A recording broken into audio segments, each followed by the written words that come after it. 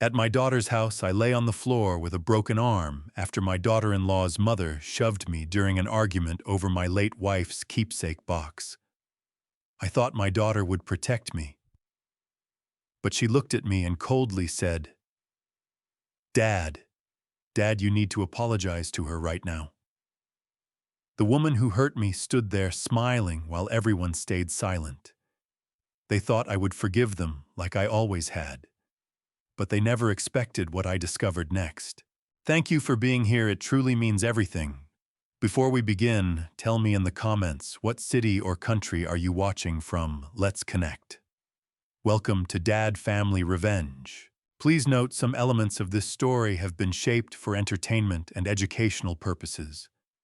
Any resemblance to actual names or locations is coincidental, but what this story teaches you is absolutely real.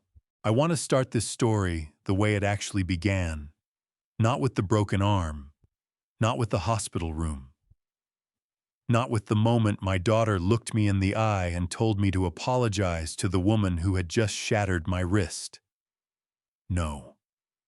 I want to start it on a Tuesday morning in October, when I was sitting alone at my kitchen table in Boyle Heights with a cup of coffee that had gone cold, staring at a phone that hadn't rung in 11 days. My name is Walter Hayes. I am 68 years old. I spent 42 years as a construction worker and site supervisor in Los Angeles, poured concrete in Burbank in the summer heat, framed houses in Pasadena in the December rain, fixed what was broken with my hands, before I ever thought to ask for help with anything. I retired in 2022 with a pension that covered my bills, and a house that was paid off, and a left knee that complained every morning on the stairs. My wife Margaret passed in 2013, 12 years ago, from a cancer that moved faster than any of us were ready for. After that, I had one thing left that mattered to me: my daughter Emily. She was 30 then. She had her mother's eyes and her mother's stubborn chin, and when she cried at the funeral, she grabbed my hand so hard I thought she might break my fingers. I held on just as tight.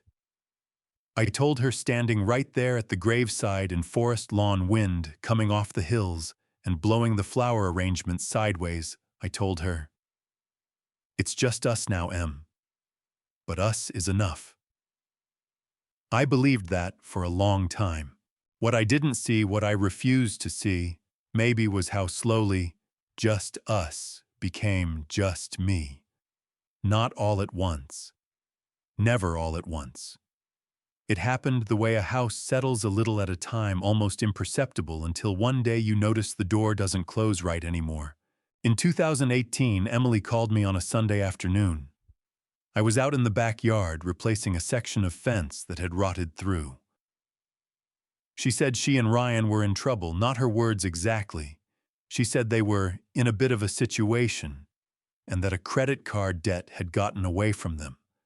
$40,000. Ryan's startup had missed its revenue projections for 3 straight quarters, she said, and the interest was compounding faster than they could manage. "How much do you need?" I asked. She told me. I sold my truck the following Friday, a 2006 Ford F-150 I'd driven for 12 years. Bought it used off a guy in Reseda, kept it running myself all that time. I got $19,000 for it. I pulled the rest from savings. I did not tell Emily where the money came from. I just transferred it and told her not to worry about paying it back until they were on their feet. I rode the bus for 8 months after that. The thing is, I didn't mind the bus. What I minded, though I didn't have words for it at the time, was that Emily never asked where the money came from. She said thank you. She said Ryan was grateful. And then the subject was closed, the way you close a drawer you'd rather not open again. The years after that had a rhythm to them. Emily would call when something needed doing or paying. I would show up or write the check. In 2020, I spent 3 weekends replacing the plumbing under their house in Silver Lake, crawling under the floorboards on my hands and knees, my back screaming, while Ryan watched football in the living room above my head. In 2022, I covered Mason's first year at a private school in Los Feliz because Ryan said they were between liquidity cycles, whatever that meant. I wrote the check. I didn't ask questions. What I got in return was the right to come to Sunday dinners, where I sat at the end of the table and watched Ryan hold court, and to fix things when they broke, and to be told I was such a rock by people who called me that, the way you compliment a piece of furniture for being sturdy. That Tuesday morning in October, I was sitting with my cold coffee, and I picked up my phone and I almost called Emily. Not because anything was wrong, just to hear her voice, just to say hello. But I sat there with her name on the screen, and I tried to remember the last time she had called me first, not to ask for something, not to relay a scheduling conflict, not to tell me Mason's school needed the quarterly payment early, just to call and ask how I was doing. I put the phone face down on the table. In the corner of my living room on the shelf above the television, there was a small wooden box. I'd built it myself back in the late 80s from a piece of walnut left over from a cabinet job. It was about the size of a shoebox, nothing fancy, just clean dovetail joints and a brass latch that had gone green with age. I kept it on that shelf, and I dusted around it, and I never moved it. Margaret's things were inside it. I didn't open it that morning. I just looked at it from across the room, the way you look at something you're not ready for, but can't stop thinking about. And I thought about what Margaret had said to me near the end, when she could barely sit up in the bed. But she still had that look, that clear, direct look she had, that made you feel like she could see through the wall behind your head. "Walter," she said, "a man who protects what he loves doesn't need to be loud about it." I'd taken that as permission to stay quiet, to keep the peace, to fold myself up smaller and smaller until I fit into whatever space the people I loved had left for me. Sitting at that kitchen table on a Tuesday morning in October 2025, I told myself it was fine. That's what fathers do. They show up, they help, they go home. But somewhere in the back of my chest, behind my ribs, something had been tightening for a long time. Like a bolt that's been over-torqued, it holds, and then one day, without warning, it shears clean off. I didn't know yet that November 15th was 5 weeks away. I didn't know yet what was sitting inside my daughter's house waiting. I just picked up my cold coffee, walked it to the microwave, and told myself that today was a good day, that I was fine, that us was still enough. I told myself that for 5 more weeks. To understand what happened on November 15th, 2025, you have to understand Ryan Miller. And to understand Ryan, you have to go back to a Thursday evening in the spring of 2019, a restaurant called The Catch near Dodger Stadium, white tablecloths, $22 cocktails, and a man who ordered the Chilean sea bass without looking at the price, and then told me over dessert that he needed $40,000 by the end of the month. He didn't ask for it. That was the thing about Ryan. He never asked. He arranged situations so that refusing felt like cruelty. "Emily and I are in a tough spot, Walter," he said, rolling the stem of his wine glass between his thumb and forefinger, relaxed, as a man discussing the weather. "We don't really have anywhere else to turn." He put Emily's name in it. He always put Emily's name in it. Because he knew God, he knew that the moment I heard my daughter's name attached to a problem, every other consideration in my brain turned to static. My chest tightened so hard, I had to take a slow breath through my nose so he wouldn't see it. I looked at him across the table, the easy smile, the pressed collar, the way he leaned back in his chair like a man who'd already won an argument he hadn't started yet. And I thought, Emily loves this man. So I'm going to help this man. Even if every instinct I have built up over 63 years of reading people on job sites is telling me something is wrong with this picture. How much? I said. He told me 40,000. He said it the way you say a number you've practiced saying out loud until it stops sounding real. Okay, I said. I'll figure it out. He reached across the table and gripped my forearm. His grip was firm and warm and lasted exactly long enough to feel sincere. Walter, I don't know what we'd do without you, he said. I mean that. I drove home that night on the 110 with my window down and the March air coming through. I didn't do the math out loud. I already knew what I was going to do, and I didn't want to hear myself think it through. I just made it happen the way I always had, quietly, without being asked twice, without leaving a record of what it cost. I never told him where the money came from. I never told Emily either.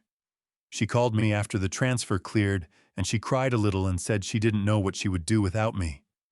She sounded so much like her mother that my throat closed up, and I had to walk out to the backyard to finish the conversation. That was 2019. By 2020, I'd learned to recognize the pattern. The calls always came on weekends. Sunday afternoons specifically, when I was usually puttering around the house and had no excuse to be busy. Ryan's voice was always measured, always reasonable, always dressed up in the language of partnership and family. We were thinking, Walter, or I wanted to run something by you, Walter, or Emily and I were talking, and we thought maybe. He used my first name a lot. I noticed that. People use your first name when they want you to feel like equals. Ryan used it the way you use a door handle. That was 2019. By 2020, I'd learned to recognize the pattern. The calls always came on weekends, Sunday afternoon, specifically when I was usually puttering around the house and had no excuse to be busy. Ryan's voice was always measured, always reasonable, always dressed up in the language of partnership and family. We were thinking, Walter, or I wanted to run something by you, Walter, or Emily and I were talking and we thought maybe. He used my first name a lot. I noticed that. People use your first name when they want you to feel like equals. Ryan used it the way you use a door handle. In 2021, the door handle voice came with something new. He called it an investment opportunity, a development deal out in the valley, a partner with some collateral, you and me, Walter, father and son. Father and son. Those words landed in the air, and I felt something go very cold and very still inside me. I don't think I'm the right partner for something like that, Ryan, I said. I'm not really an investment man. Of course, he said fast and smooth. No pressure at all. Zero pressure. Zero pressure, he said. I hung up and sat at my kitchen table for a long time thinking about how he'd phrased it.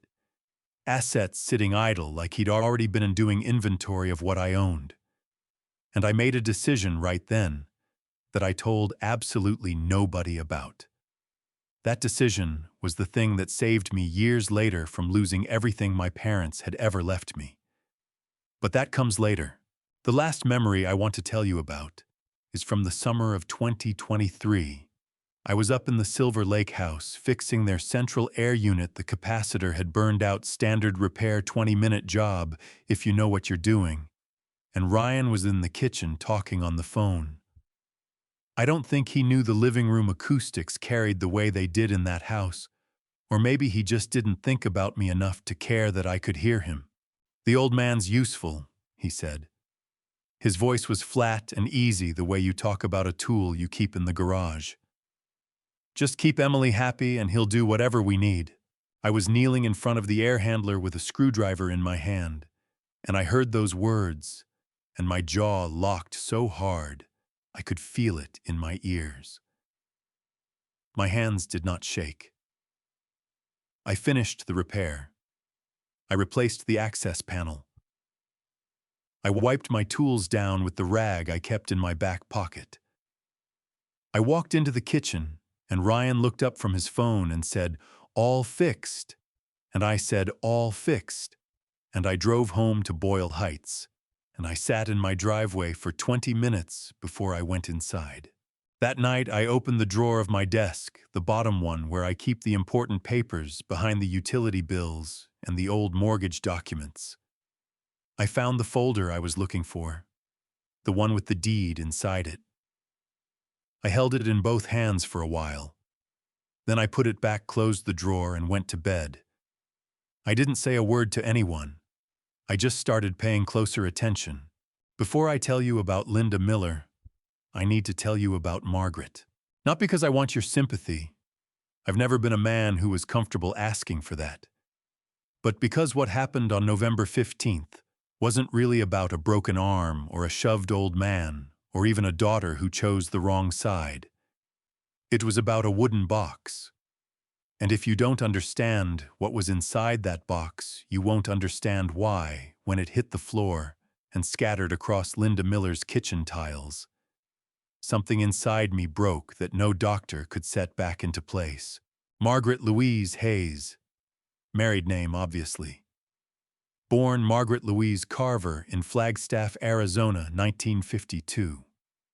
She came to Los Angeles at 22 with $40 in her wallet, a suitcase held shut with a bungee cord, and the kind of stubborn optimism that either gets beaten out of you by the city or hardens into something unbreakable. In her case, it hardened. She worked as a bookkeeper for a sheet metal company in Glendale for 11 years. She kept their accounts balanced to the penny and never once asked for a raise she didn't document and justify in writing first. That was Margaret. She did not do anything halfway. We met at a hardware store on Figueroa Street in 1979. I was 22, reaching for the last box of number 10 wood screws on the shelf. She reached for the same box at the same moment, and we both grabbed it. And she looked at me with those gray eyes and said, completely serious, "I need these more than you do." "Is that right?" I said. "I'm hanging a bookshelf," she said. "What are you doing with them?" "Building a deck." She considered this. Then she said, "A deck is outside. Rain will rust the screws anyway. I need them more." I let her have the box. I asked for her phone number. She gave it to me, and then she said, "Don't call before 7 in the evening. I work long hours, and I don't appreciate being rushed." I said I understood. I called at 7:02 the following Tuesday because I was nervous and I miscounted the minutes. We were married in 1981. Emily was born in 1983 at Cedars-Sinai, and I stood in that delivery room with my heart so full it hurt holding this tiny red-faced creature while Margaret laughed, actually laughed, at the expression on my face. "You look like you've never seen a baby before," she said, still breathless from 20 hours of labor, and I said, "I've never seen our baby before." And she stopped laughing and looked at me like I'd said something that mattered. She passed in September of 2013. Pancreatic cancer stage 4, diagnosed in June. 91 days from diagnosis to gone. I was with her at the end. Emily was on the other side of the bed, holding her mother's hand so hard her knuckles were white.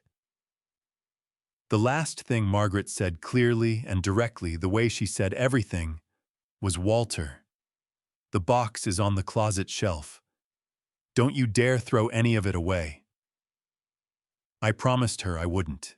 The box she meant was the walnut case I'd built for her years before, given with nothing inside it, just as a thing I'd made with my own hands. Over time, she'd filled it herself with whatever she decided mattered. That October evening in 2025, I carried it from the shelf to the kitchen table and opened the latch for the first time in almost 4 months. The hinges were stiff. Inside, the smell hit me, first cedar and old paper, and something I couldn't name but recognized immediately, the way you recognize a voice before you see the face. Her wedding ring was on top. Gold band, simple, no stones. She'd pressed it into my palm in that hospital room and said, "Keep it close, Walter. so you don't forget you were loved. I'd kept it in the box ever since because wearing it felt like a claim I hadn't earned, and leaving it in a drawer felt like abandonment. Beneath the ring, a photograph. Black and white, printed at a drugstore on Sunset, taken at Cedars-Sinai the morning Emily was born. Margaret was propped up on pillows, exhausted and radiant in the way only new mothers are, and I was beside her, holding Emily against my chest, looking down at her with an expression I couldn't have manufactured if I'd tried. Pure terror and pure love in equal measure. I'd planned to give that photograph to Emily. That was the whole reason I'd decided to bring the box to Silver Lake on November 15th. Emily was 42 years old, and I didn't think she'd ever seen it. I wanted her to have it. I wanted her to see her mother's face on the morning she came into the world. Under the photograph, folded twice, was a piece of paper. Margaret's handwriting, the letters uneven and slanted from the tremor she'd developed in the last weeks. 3 lines. Walter, whatever happens, keep Emily close. She needs her father more than she knows. I love you both. I read it that October evening, and my eyes burned so badly I had to press the heels of my hands against them and breathe through my mouth until the feeling passed. The burning spread down into my chest and sat there like a coal. 42 years of mornings with that woman. 42 years of coffee and arguments about the thermostat, and her reading in bed with the light on too late, and her laugh, that low, dry laugh she had that started in her chest before it reached her face. 91 days, and then nothing. At the bottom of the box, under everything else, was a small hair clip. Pale green plastic, the kind you find in the dollar bin at a drugstore. Emily had worn it to Griffith Park when she was 6 years old. We'd gone on a Saturday, the 3 of us, and Emily had lost it on the trail coming back down the hill. Margaret found it in the grass and slipped it into her pocket without saying anything. That evening, she put it in the box and said, "That was a good day." I closed the box that October evening and held it in both hands for a long time. The wood was smooth and cool against my palms. "I'm bringing this to Emily on the 15th, I told the empty kitchen. "She should have that photograph." I set the box back on the shelf. I turned off the kitchen light. I went to bed. I had no idea that by bringing it through that front door in Silver Lake, I was handing Linda Miller the one thing she needed to start a war. November 15th, 2025 started the way. Most Saturdays at Emily's house started me arriving 10 minutes early because I was raised to believe that being on time meant being late, and standing on the front porch of that Silver Lake Craftsman for a full 90 seconds before anyone answered the bell. The house was a 3-bedroom on a sloped street 2 blocks off Sunset.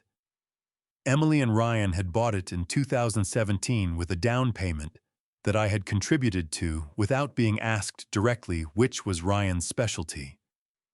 The porch had a cracked tile I'd offered to fix 3 separate times. It was still cracked. I stepped over it the way I always did out of habit and rang the bell again. The door opened, and Mason hit me like a small cannonball. "Son, Grandpa." He wrapped both arms around my waist and squeezed with the full commitment of an 8-year-old who has no concept of rib injuries. I laughed a real laugh, the kind that starts in your belly, and grabbed him under the arms and lifted him up, even though my left knee complained about it immediately. "Did you bring candy?" he demanded, already patting my jacket pockets with both hands, his face bright and searching. "Front left," I said. He dug in and came out with a peppermint, the cellophane wrapper already half off before his feet hit the floor.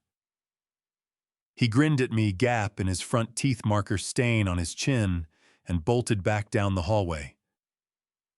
I stood there for a second, with my hand still warm from holding him, and thought whatever else is wrong with this situation, that boy is a good reason to keep showing up. I stepped inside, carrying the wooden box under my left arm. The living room smell hit me first. Linda Miller's perfume, something heavy and floral that she applied the way you apply a political opinion, with total conviction, and no awareness that others might find it excessive. She was already there, settled into the large armchair by the window, like a woman who had decided weeks ago that this was her chair, and had simply been waiting for the rest of the world to acknowledge it. Linda Miller was 70 years old and carried herself like someone who had never once questioned whether she deserved to take up space. She had silver hair set in a way that required professional maintenance rings on 4 fingers, and a manner of looking at people that started at their shoes and worked upward as though conducting a silent appraisal she'd already completed before you opened your mouth. She looked at me that way now. "Walter," she said. Not hello, not good morning. Just my name, like she was marking attendance. "Linda," I said, keeping my voice even. I set the wooden box on the dining table gently both hands and started toward the kitchen to find Emily. "What is that?" Linda's voice cut across the room like a blade through cardboard. I turned. She was looking at the box. Not with curiosity. With something closer to offense, the way certain people look at objects they've decided don't belong in their presence. "It's a keepsake box," I said. "It belonged to my wife." "Your wife has been dead for 12 years, Linda said. She said it the way you state the outdoor temperature. Factual, indifferent. You're still carrying around her things." My jaw tightened so hard, I felt it in my temples. I said very carefully, "I'm bringing something to Emily. A photograph of her mother. I thought she'd want it." Linda made a sound in the back of her throat, not quite a laugh, not quite a dismissal, somewhere in between, and said, sentimental to the point of impracticality.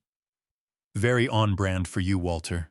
Ryan appeared from the hallway, then hand-extended smile preloaded.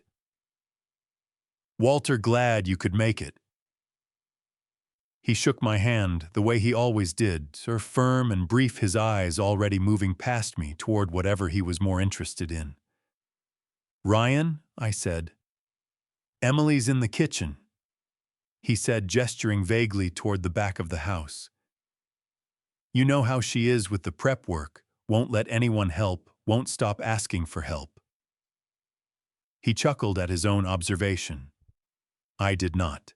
I turned back toward the dining table to pick up the box and bring it to Emily myself. But Linda had crossed the room. She was standing beside the table now, and her hand was already on the box, not lifting it, just resting on top of it, fingers spread the way you put your hand on something to establish that it belongs to you. "Let me see what's in here," she said. Every muscle in my back went rigid. "Linda, please don't touch that. I'm not going to break it."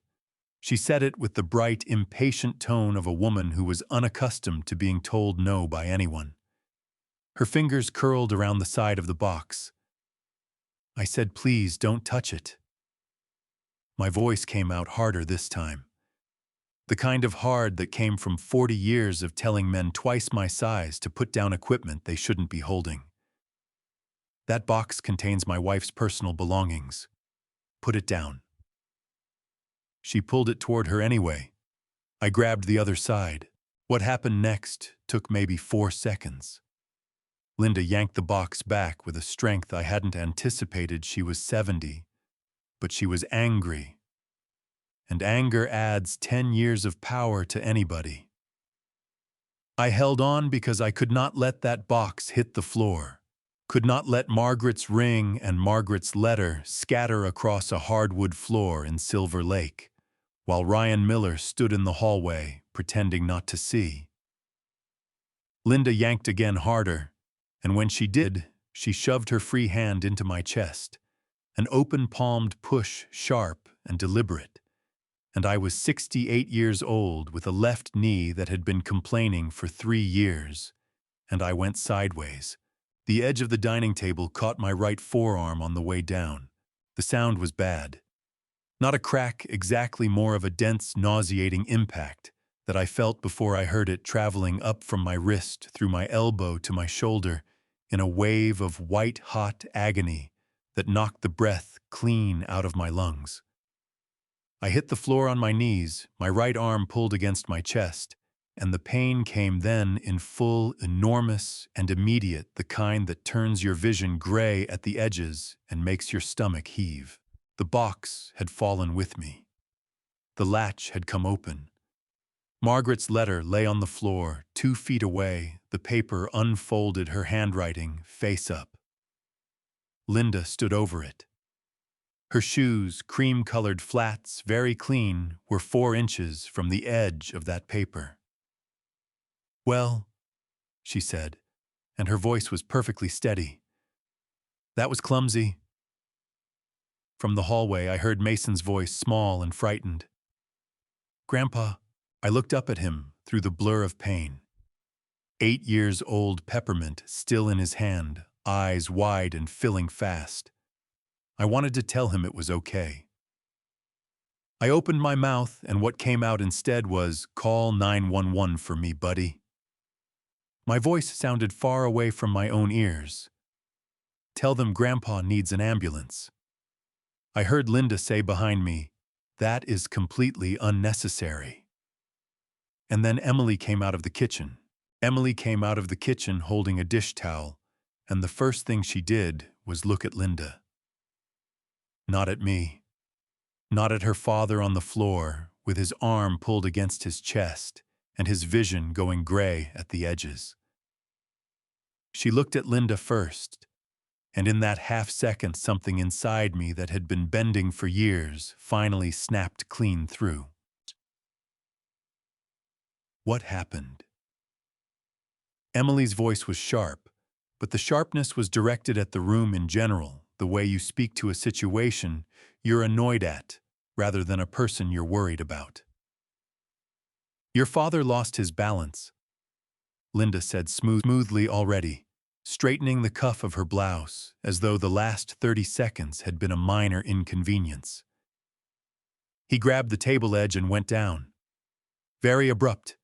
"That is not—" I started, and the effort of speaking sent a fresh wave of pain up my arm, so severe that I had to stop and breathe through my teeth before I could continue. "Emily." Linda grabbed the box. She shoved me. "My arm is broken." Emily looked at me then. Really looked at the way I was holding my right arm against my body, at the color I could feel draining from my face, at Mason standing frozen in the hallway with his peppermint forgotten in his fist. Her expression did something complicated that I couldn't fully read. Then she crossed the room, crouched down in front of me, and put her hands on my shoulders. For one moment, one single fragile moment, I thought she was going to say, "Dad, are you okay?" She said, "I need you to apologize to Linda." The pain in my arm was enormous, but those 7 words hit me somewhere deeper than bone. "I'm sorry," I said. My voice came out strange, hollow. "Just say you're sorry for the misunderstanding," Emily said, her voice dropping lower, quieter, the way you talk to someone you're trying to manage. "Linda is a guest in this house. You grabbed the box back when she was just trying to look at it and things got out of hand. If you just apologize, we can all move forward." Emily. I stared at my daughter's face, the face I had watched come into the world, the face I had driven to school and held through fevers and walked down a hypothetical aisle in my head 100 times before Ryan Miller showed up. "I am sitting on the floor of your dining room with a broken arm. Your mother's letter is lying on the floor. And you are asking me to apologize." Emily's jaw tightened. "Dad, you always do this." You always make everything into something bigger than it needs to be. Ryan materialized from the hallway, moving with the careful, measured pace of a man who had timed his entrance. He stopped a few feet away, hands in his pockets, head tilted at a sympathetic angle that didn't reach his eyes. "Shoulder," he said.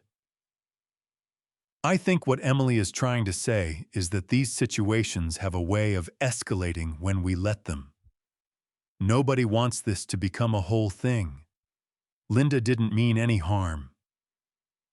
I looked at Ryan. I looked at his hands in his pockets. I thought about the summer of 2023 and a voice carrying through the living room vents the old man's useful. "Anna, Ryan," I said very slowly, "your mother-in-law just put her hands on me and I fell into a table. My arm is broken. I am not apologizing for that." Ryan's face did something subtle, a flicker there, and gone like a light bulb stuttering before it blew. Then the smooth mask came back. "I hear you, Walter. I do. But Linda is 70 years old, and if this becomes a legal situation, then it becomes a legal situation," I said. The room went electric. Emily stood up fast, the dish towel clenched in both fists, her voice climbing. "Dad, stop, please. You're going to ruin everything. Do you understand what you're doing right now? Do you understand what this costs us?" I looked up at my daughter. Her face flushed, her eyes bright with something that was partly anger and partly something I recognized as fear, and I felt my heart crack along a fault line I hadn't known was there. Not shatter, just crack. The specific, quiet way old things break when they've been under pressure too long. "Emily," I said, and my voice came out steadier than I felt, "I need you to call 911. That is not necessary. My arm is broken." I said it one word at a time, slow and clear. "I am 68 years old, and my arm is broken, and I need an ambulance. Please call 911. Mason moved before anyone else did. He was across the room in 4 running steps, his small fingers already working the screen of his tablet, his voice wobbling but determined. 911, what's your emergency?" He looked at me with those wide, terrified eyes and said, "Grandpa, what do I tell them?" "Tell them your grandfather fell and hurt his arm badly," I said. "Tell them the address." He nodded and started talking into the tablet, his voice shaking on every other syllable. And I watched this 8-year-old boy do the thing that none of the adults in the room had done. My throat burned so badly, I had to look at the ceiling. Linda, from her position near the window, said, "This is a spectacular overreaction." I did not look at her. I focused on Mason's voice, steady and getting steadier as he talked to the dispatcher, and I thought about Margaret's letter still on the floor. I reached out with my left hand slowly and picked it up. Folded it once. Held it against my chest. Ryan said something to Emily in a low voice. Emily said something back. I stopped listening to them. The ambulance took 11 minutes. When the paramedics came through the front door, Mason ran to meet them at the entry and pointed directly at me. "That's my grandpa. He got hurt really bad." His chin was trembling so hard, the words barely made it out, but he stood his ground and pointed until the paramedics reached me. As they loaded me onto the gurney and strapped my arm down, I turned my head and saw Mason standing in the doorway, peppermint still in his hand, eyes red and streaming. He raised his free hand and waved a small, desperate wave, the kind that means, "Please don't go." I raised my left hand back. Emily was already on her phone. The emergency room at Cedars-Sinai smells like cold, recycled air and antiseptic, and something underneath both of those things, that I can only describe as the smell of time running out. I'd been in that building before September 2013, a different ward, a different kind of loss. And walking back through those sliding glass doors on a paramedic stretcher felt like the cruelest kind of geography. Like the city was folding back on itself and forcing me to stand in the same terrible spot twice. The triage nurse was a young woman with efficient hands and a voice that cut through the noise of the ER like a clean blade. She asked me my pain level on a scale of 1 to 10, and I told her 7, which was a lie in the direction of stoicism. It was a solid 9. The kind of pain that makes you aware of your own heartbeat because you can feel it hammering against the injury with every pulse. She did not waste time. Within 20 minutes, I was in a bay with a curtain pulled around me, my jacket cut away at the sleeve, and a technician rolling a portable X-ray unit into position. The attending physician, a compact, brisk man named Dr. Ellison, who looked about 45 and moved like he had 7 other places to be, came in with the films 20 minutes after that. He clipped them to the light board and pointed to 2 places on the image. "Distal radius fracture," he said, tapping the image with his pen. "That's the bone on the thumb side of your forearm right near the wrist. You've got a clean break here and some displacement here, meaning the bone shifted out of alignment when you fell." He looked at me directly. "This is consistent with high-impact trauma to an outstretched or braced arm. Did you try to catch yourself when you went down?" "I didn't have time," I said. That may have helped you, actually. Instinctive bracing often causes worse fractures." He set the pen down. "We're going to reduce this. That means we'll manipulate the bone back into alignment and then cast it.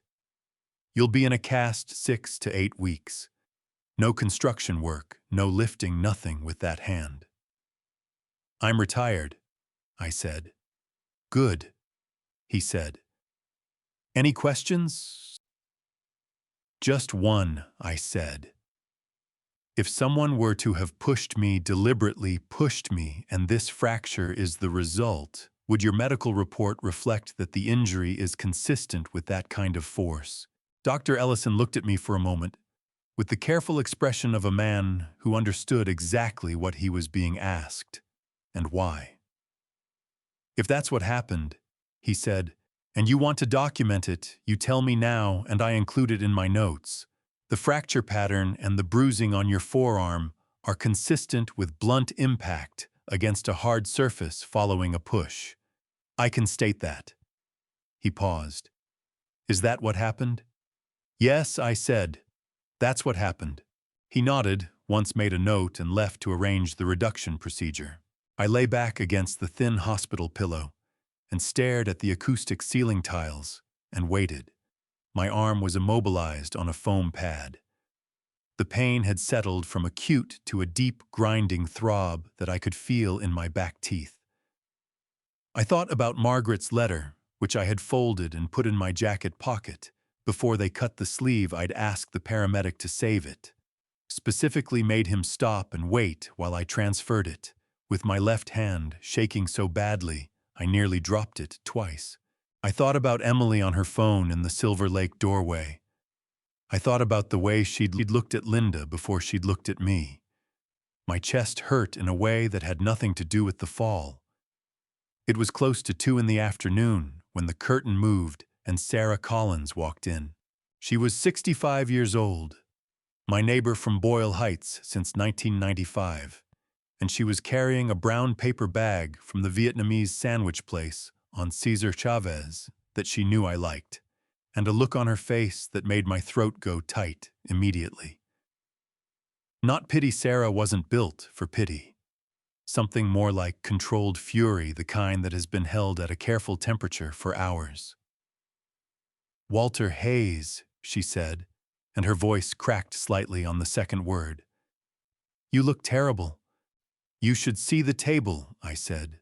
She pulled the chair up close to the bed and sat down and looked at my arm in its temporary splint, and her eyes went bright and wet at the corners, before she pressed her lips together and blinked it back. "Mason called me," she said, from his tablet. "He found my number in that old address book you keep in the kitchen drawer." She shook her head slowly. 8 years old, Walter." "He's a good kid," I said, and my voice came out rougher than I intended. "He was crying so hard I could barely understand him," Sarah said, and her own voice broke on the last word before she steadied it.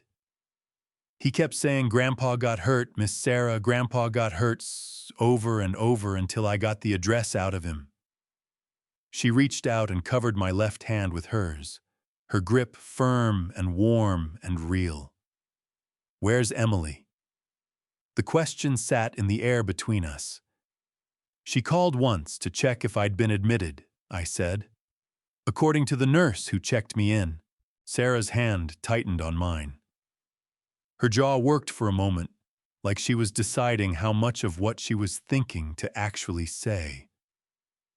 What came out was quiet and careful and absolutely devastating. "She called once, Walter, once." "I know," I said, and then she stopped. "I know Sarah." She reached into the brown paper bag and set a banh mi sandwich on the tray beside me without commenting on the fact that I probably couldn't eat it one-handed. Then she reached back in and produced a smaller bag inside the larger one. She set it on my lap. It was the wooden box. The latch was closed. Everything was inside, I could tell by the weight of it in my palm. She had gone back to Silver Lake and picked it up herself, every piece, every scattered thing, and brought it to me. "Margaret's letter was on the floor," Sarah said, and her voice went rough on Margaret's name. "I picked it up first. I folded it myself. I put it back in the box." She looked at me steadily. "Every single thing is in there, Walter." I made sure. I held the box against my chest with my good arm, and I pressed my lips together so hard they went numb because I was 68 years old, and I was not going to cry in a hospital curtain bay, except that I very nearly did.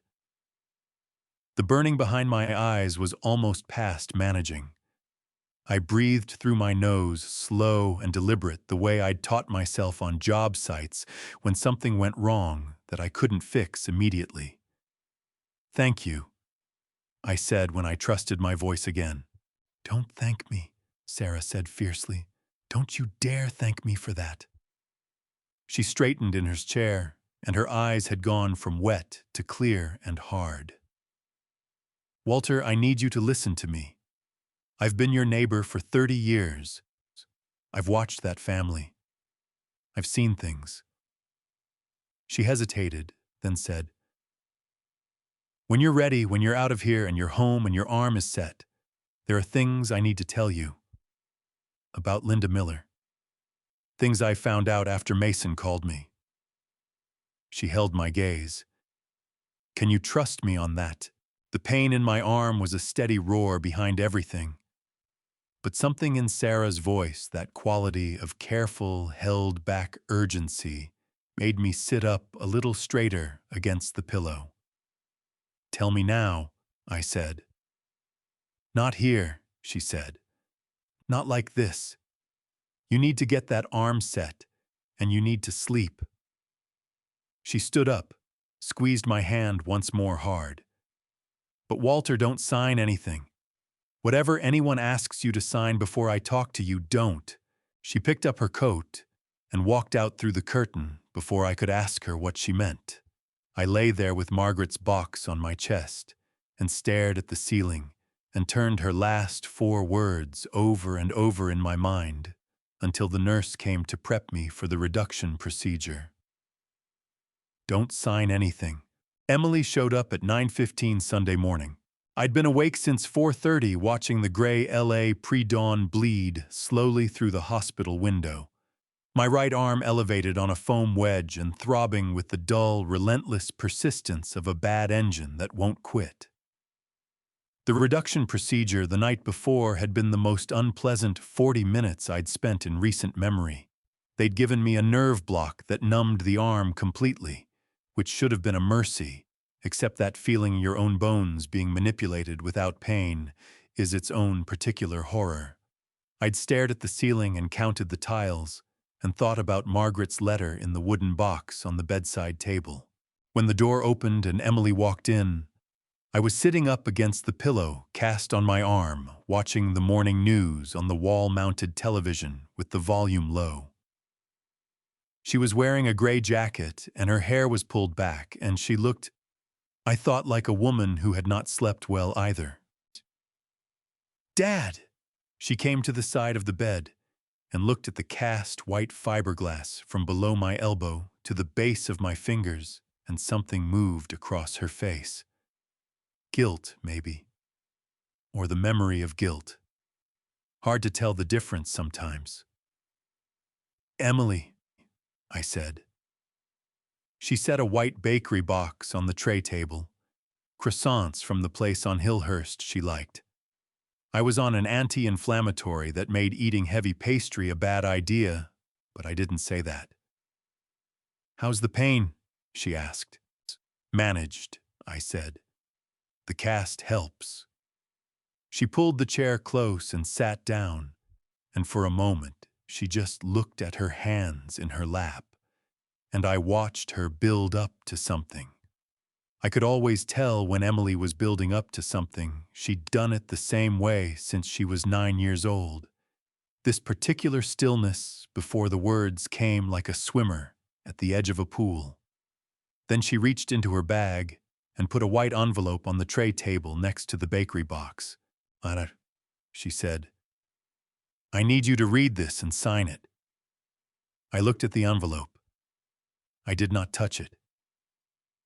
"What is it?" "It's just a document," she said, and her voice was carefully neutral in a way that told me she'd practiced this. "It basically states that what happened yesterday was an accidental incident and that all parties have agreed not to pursue any legal action. It's standard in these kinds of situations. It keeps things clean." I felt something cold settle in my stomach. "Who prepared this document?" Emily's hands tightened in her lap. "Ryan's family attorney."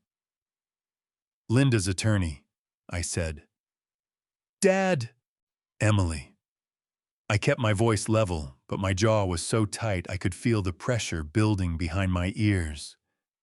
"Linda Miller grabbed a box that belonged to your mother, shoved me into a table, and broke my arm. And you are sitting in this hospital room, asking me to sign a legal document prepared by her attorney, saying it was an accident and I won't take action."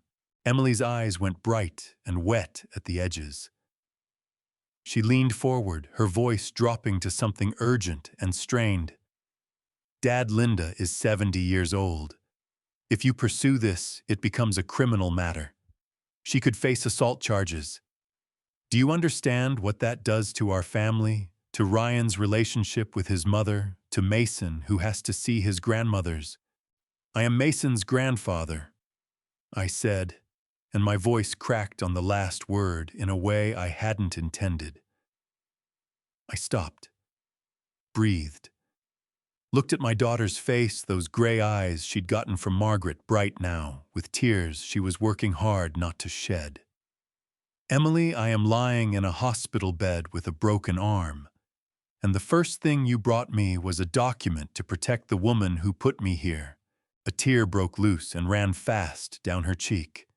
She wiped it away with the back of her hand, hard, like she was angry at it. "I'm trying to keep this family together," she said, her voice fracturing. I know it doesn't look right. But if you do this, Dad, if you actually file charges or sue Linda Ryan's family, we'll never forgive it. And that means I won't." She stopped, pressed her fingers against her mouth for a moment. "I can't be in the middle of this. I can't choose." "You already chose," I said quietly. You chose the moment you walked in here with that envelope instead of asking how I slept.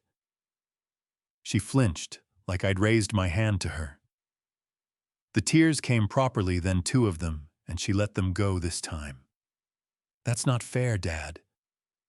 No, I agreed. It isn't. She stood up abruptly, the chair scraping back, and walked to the window and stood there with her back to me, shoulders rigid, staring out at the Cedars-Sinai parking structure. I watched her breathe the way her back rose and fell the way she pressed one hand flat against the glass. The morning light caught the side of her face, and for a moment she looked so much like her mother it was physically painful. Like being shown something you'd lost and couldn't get back. Emily Archers, I said. I'm not signing that document. She turned from the window, and her face had gone from broken to something more controlled, more closed. Dad, I really hope you think about what you're doing before you make decisions you can't take back. She picked up her bag. She did not take the bakery box. I love you, but I can't support you blowing this up. She walked out. The door closed behind her with a soft, definitive click.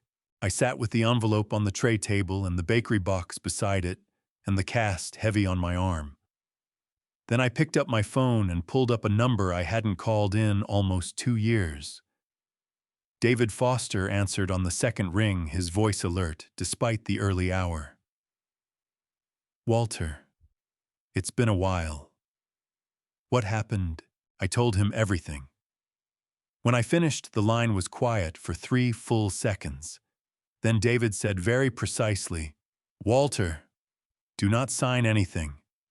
Not that document, not anything else they send you. Can you do that? I'd already decided, I said. Good, David said. Because I think there's more going on here than a broken arm. Give me 24 hours before David tells me what he found, and I promise you what he uncovered will change everything you think you know about what was really happening in that family. I want to ask you something. Do you think Emily knew what Ryan was doing behind the scenes? Drop a yes or no in the comments right now so I know you're still here with me. And before we go further, I want to be upfront with you. Some of the stories on this channel contain fictional elements, crafted to explore experiences that are very real for a great many people. If that's not something you're comfortable with, this is a good moment to step away. No hard feelings at all. But if you're staying, buckle up. Because what David found next is something I never saw coming.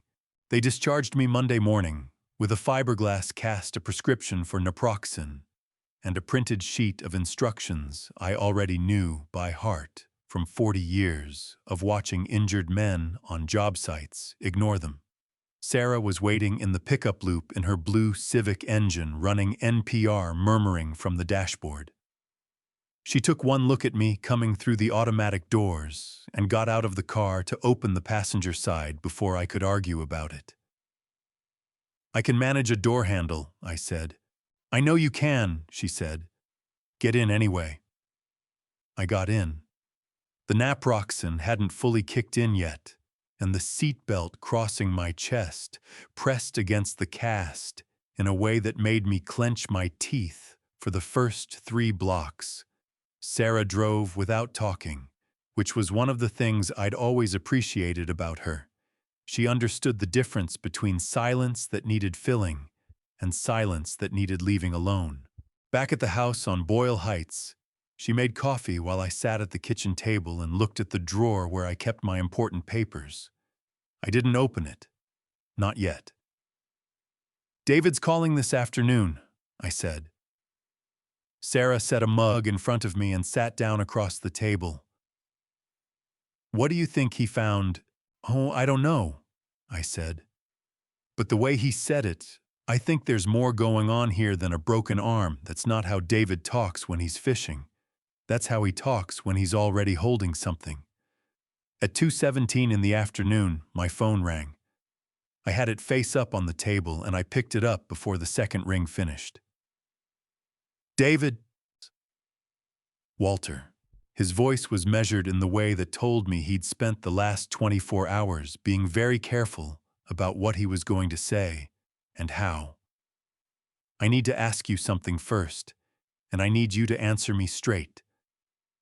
Have you ever mentioned to Ryan directly or indirectly that you own any real property besides the Boyle Heights house? My hand tightened on the phone. Once. 2021. He brought up some investment deal, and I shut it down fast. Did you give him any details? Location, acreage, anything? No, I said. I told him I wasn't an investment man, and I changed the subject. David exhaled slowly. Okay. Walter, 2 months ago. September of this year, Ryan Miller hired a company called Apex Property Group out of Glendale to conduct a title search and property assessment on all real estate holdings associated with your name. He paused to let that land. A title search is a public records process that looks at deed transfers, tax records, and ownership history. Apex ran your name through the Los Angeles County Assessor's database, the county recorder's office, and 3 adjacent counties. I set my coffee mug down very carefully. How do you know this, Shakyam? Because a colleague of mine in real estate law saw your name come through on an unusual third-party assessment request, meaning it wasn't initiated by you, the property owner. That's a red flag in the industry. She remembered it because your name is associated with a Boyle Heights address she recognized from a case years ago, and she called me last night when I started asking around. David's voice stayed level professional, but underneath it I could hear something that sounded like controlled anger. Walter, Ryan was building an inventory of everything you own. Without your knowledge and without your consent. Sarah was watching my face from across the table. Her coffee cup was halfway to her mouth, and she'd stopped moving entirely. Did he find the land? I asked. No. David said, and I heard the relief in his voice even through the phone. The San Fernando Valley parcel is still registered to your parents' Pasadena address. Apex couldn't connect it to your current identity without the right cross-reference, and they apparently didn't dig deep enough to find it. You got lucky, Walter. Or you got smart a long time ago. Little of both, I said. There's more, David said. The law firm Ryan consulted for the property assessment Kellner and Associates in Burbank. He also had a preliminary consultation with them about something called a conservatorship petition. He paused. Do you know what that is? Tell me like I don't, I said, because I wanted to hear him say it out loud. A conservatorship, sometimes called a guardianship for adults, is a legal arrangement where a court gives one person control over another person's finances and personal decisions on the grounds that the second person is no longer capable of managing their own affairs. It's used legitimately for people with severe dementia or incapacitation. His voice went flat and precise. Ryan was asking about the process for petitioning a court to declare a parent or in-law financially incompetent. The grounds he was exploring were age-related cognitive decline. The kitchen was very quiet. Outside, a neighbor's dog barked twice and stopped.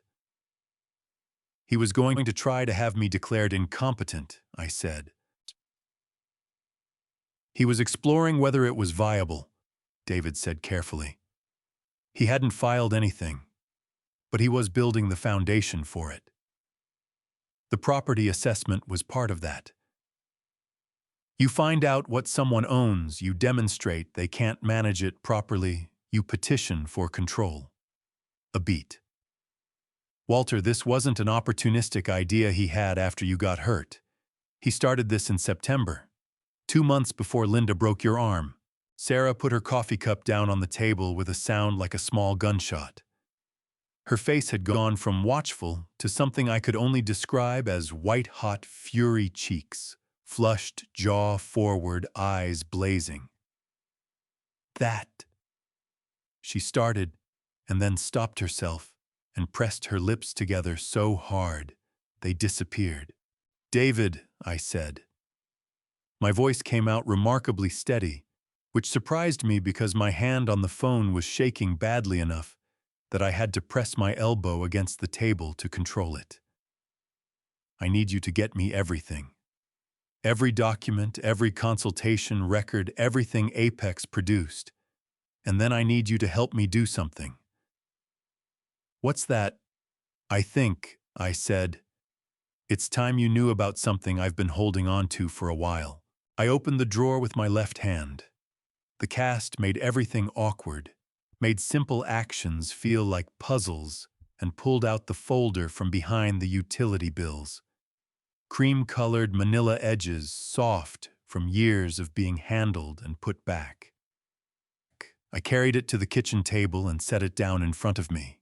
"David," I said into the phone, "my parents bought 3 acres in the San Fernando Valley in 1987. Dry land, old citrus trees, nobody wanted it back then. They paid $11,000 for it and left it to me when they passed. I've been paying the property taxes every year since 1998, and I've never sold it, and I've never told anyone in Emily's household it existed." The line was quiet for 4 full seconds. "Walter," David said slowly, "what's that land worth today?" "Well, a developer out of Orange County contacted me in 2023, I said. "They've been buying up parcels in that corridor for a mixed-use project. Their offer was $2.3 million. Another silence. Longer this time. $2.3 million. David repeated, and his voice had gone very careful and very flat the way it got when he was processing something that changed the shape of everything around it. "And Ryan doesn't know this exists." "Ryan doesn't know," I said. "Nobody in that house knows. The deed is still registered to my parents' address in Pasadena. I never updated it when I inherited it. The tax bills go to a P.O. box I've maintained since 2001. I ran my left thumb along the edge of the folder. "In 2021, when Ryan floated that investment idea, the one where he wanted to partner on a valley property, something in my gut told me to keep my mouth shut. So I did." "Walter." David's voice cracked slightly on my name, which was remarkable because in 30 years I had never heard David Foster's voice crack on anything. "That instinct may have just saved your financial life. If Ryan had found that parcel before you got ahead of this—" "I know," I said. "The Apex search missed it because of the Pasadena registration," he said, thinking out loud and his words coming faster. "They ran your current name against your current address. The parcel is still in the estate transfer record under your parents' names, with you listed as heir. It's technically findable, but you'd have to know to look for it in the probate index and cross-reference it with the tax rolls, and Apex clearly didn't go that deep." He paused. "Walter, I need you to do nothing about that land. Don't call the developer, don't update the registration, don't move any paperwork. Not yet. Can you do that?" "I've been doing nothing about it for 6 years, I said. "I can manage a little longer." "Good." I heard him writing something. "Now tell me why you decided to keep it from Emily." I looked at the folder in front of me. The edges were soft and worn because I'd taken it out maybe a dozen times over the years, just to look at it, just to remind myself it was real. In 2022, I said I was up in the Silver Lake house fixing the air conditioning. Ryan was in the kitchen on the phone. He didn't know the acoustics carried. I stopped. My throat tightened in a way I didn't appreciate. He said it like I was a tool he kept in the garage, David. That I was useful. that keeping Emily happy was all it took to make me do whatever they needed. I've turned those words over in my head 100 times since. David said nothing, but I heard his breath change. After that, I said, I decided that anything Ryan didn't know about was something Ryan couldn't touch. And the land was the one thing left that my parents gave me. My voice went rough on the last sentence in a way I hadn't planned for. I pressed my left fist against my mouth for a moment, breathed through my nose. Margaret is gone. My parents are gone. That 3 acres in the valley is the last thing any of them left me. I wasn't going to let Ryan Miller put his name anywhere near it. He's not going to, David said, and there was a quiet ferocity in his voice that I hadn't heard before. Walter, I want you to let me handle this from here.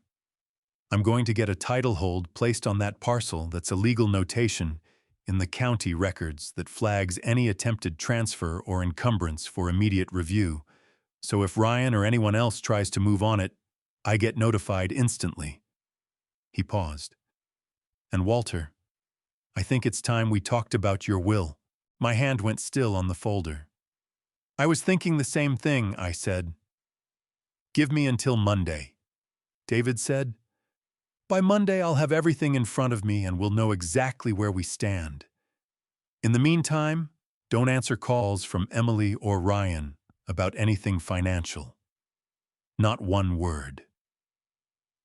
Understood, I said. After I hung up, I sat at that kitchen table for a long time with the folder under my left palm and the cast heavy on my right arm and the house quiet around me. Outside, Boyle Heights was doing what it did on a Wednesday evening, cars on the street, someone's corrido drifting from 3 doors down the distant sound of the freeway that you stopped hearing after 20 years, but never fully stopped knowing was there. I thought about my father's handwriting on the transfer document. 1987, $11,000, 3 acres of nothing that turned into something while I wasn't looking. I kept it safe, Pop, I said to the empty kitchen. Don't worry, I kept it safe.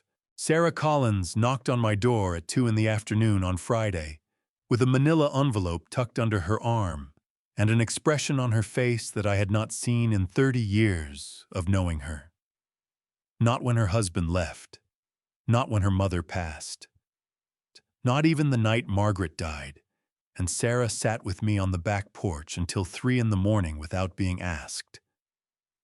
This expression was different, tighter, like she'd been carrying something heavy for 2 days and had finally decided she couldn't carry it alone anymore. Put the kettle on, she said, stepping past me into the house. This is going to take a minute. I put the kettle on. She sat at the kitchen table and set the envelope down and pressed both palms flat on top of it, like she was keeping it from going somewhere. I sat across from her and waited. After you went to the hospital, she said, I started thinking about Linda Miller, about the way she handled that situation, not scared, not apologetic, not even surprised. Just contained. Like a person who has done something like that before and already knows what comes next.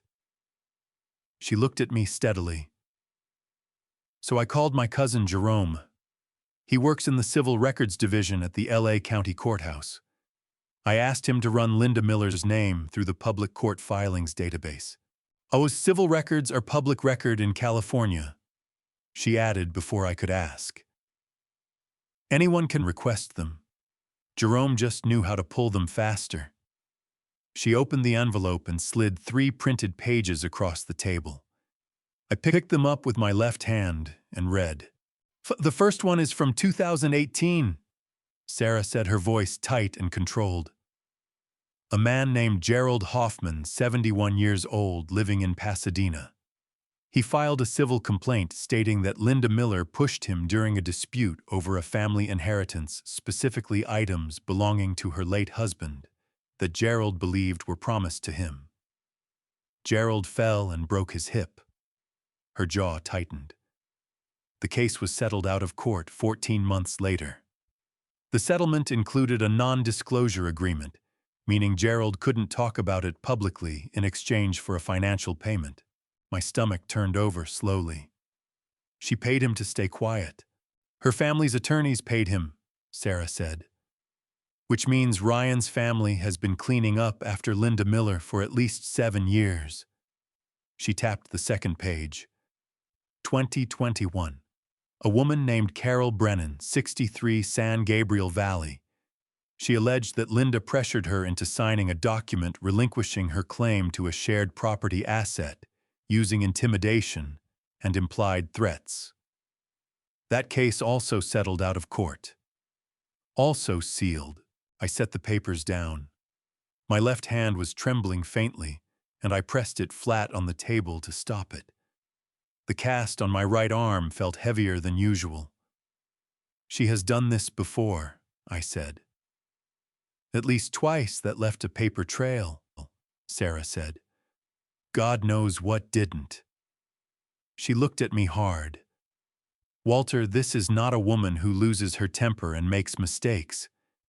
This is a woman who uses physical force deliberately and then lets her family's money make the problem disappear.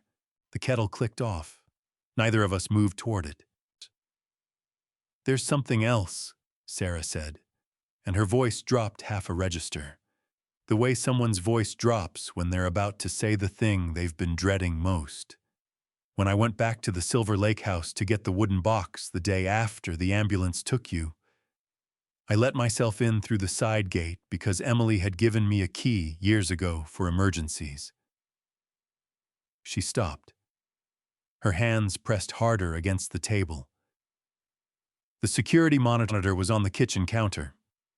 It's one of those systems with a small screen that shows a live feed, but it also stores recent footage, the kind where you can scroll back through the last 24 hours by touching the screen. My pulse slowed down in a strange way, like it was preparing for something. See, Emily was standing in front of it, Sarah said. She was watching the footage from the previous day, from the dining room. Timestamp said November 15th, 10:18 a.m. She held my gaze and did not look away. Walter, she watched the whole thing. She watched Linda grab the box. She watched Linda push you. She watched you go down.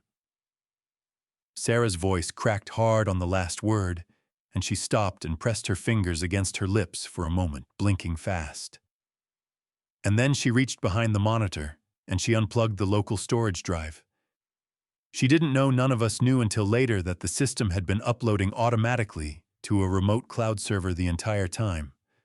The local drive was only a copy.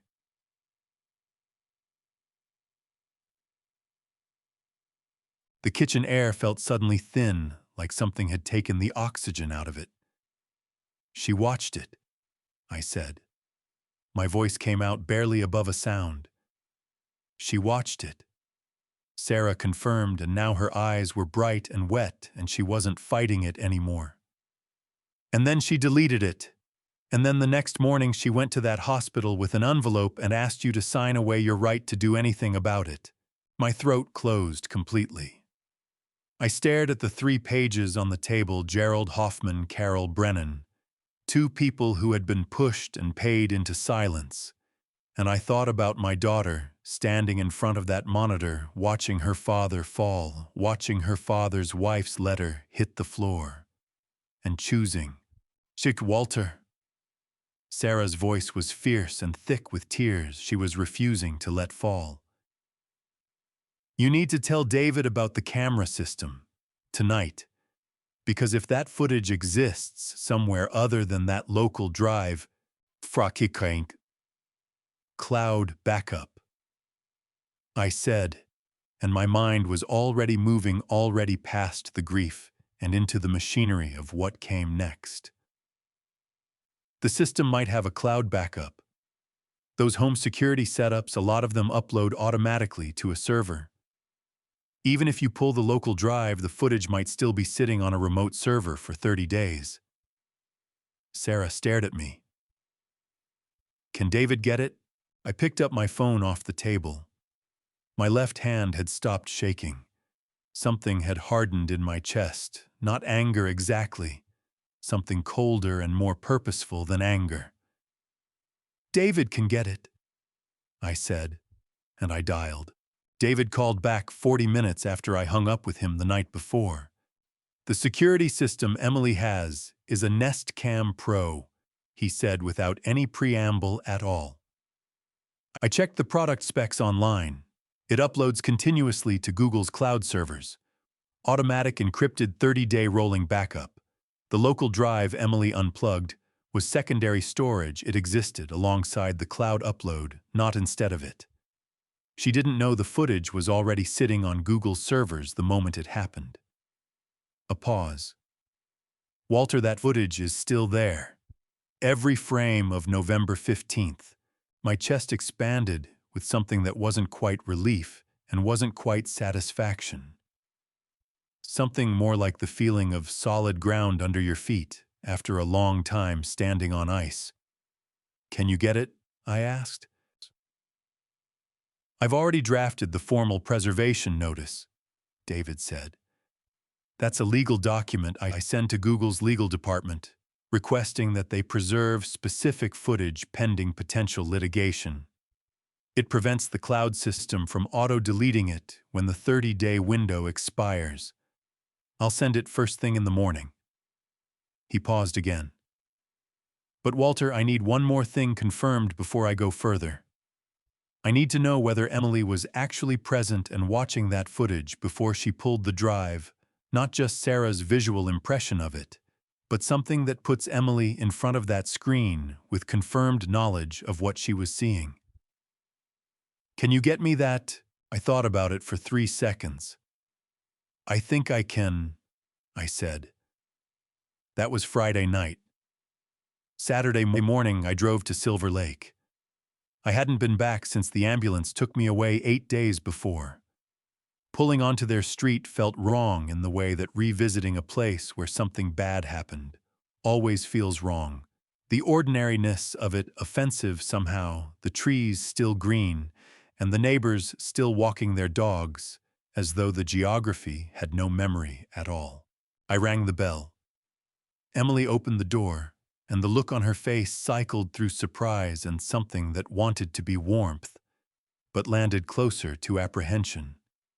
Behind her, from somewhere in the back of the house, I heard the specific sound of Mason engaged in whatever 8-year-olds do on Saturday mornings, animated voices from a television, the thump of feet on hardwood. Dad, Emily said. I didn't know you were coming. I left some personal items, I said.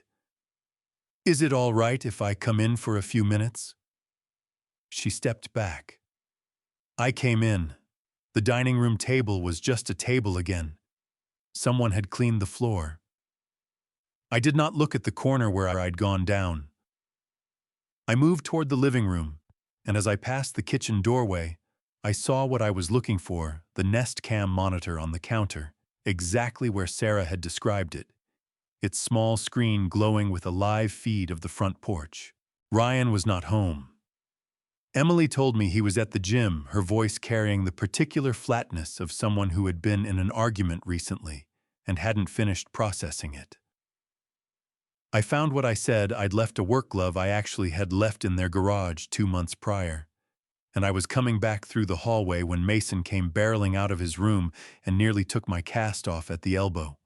Grandpa? He grabbed my left arm with both hands and beamed up at me, gap-toothed and radiant, and my heart hurt with how much I loved that kid. Does your arm still hurt? Getting better every day, I said. I crouched down to his level, my bad knee complaining. Hey, buddy, can I ask you something? His face went immediately serious in the way children's faces do when they sense an adult is asking a real question. Yeah, the day I got hurt, I said carefully. Did you see anything on the screen in the kitchen? The camera screen. Mason's eyes flickered toward the kitchen doorway, then back to me. His small hands tightened on my arm. Mom was looking at it, he said, his voice dropping to just above a whisper. She was watching it for a long time. I could see it from the hallway. It was showing the dining room. It was showing you on the floor.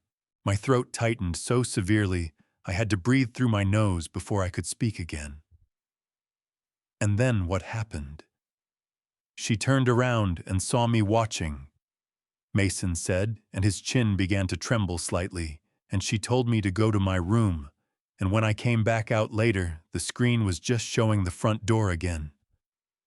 He looked up at me with those eyes, Margaret's eyes, Emily's eyes, the same gray that had been breaking my heart for 60 years. Grandpa, did Mom do something wrong? I put my left hand on the side of his face. His cheek was warm and soft and real. No, buddy, I said, because he was 8 years old, and that was the right answer for an 8-year-old. Grown-ups just get confused sometimes about what the right thing to do is. He nodded, wanting to believe me. I squeezed his shoulder and stood up. Emily was in the kitchen doorway watching us. Her face had gone the color of old paper. I'll see myself out, I told her. I drove 3 blocks, pulled over, and called David. My voice was remarkably steady, given that my left hand was shaking so badly I could barely hold the phone. Mason saw her watching it, I said. He saw the footage playing on the screen. He can confirm she was watching the dining room footage and that she cleared it afterward. David's voice went very quiet and very precise. Walter Mason is 8 years old. His account is credible, but a defense attorney will challenge it. Combined with Sarah's eyewitness account of Emily at the monitor and the cloud footage itself, it is more than sufficient. He paused. I'm filing the preservation notice right now. By Monday morning, that footage is legally locked. Good, I said. Lock it.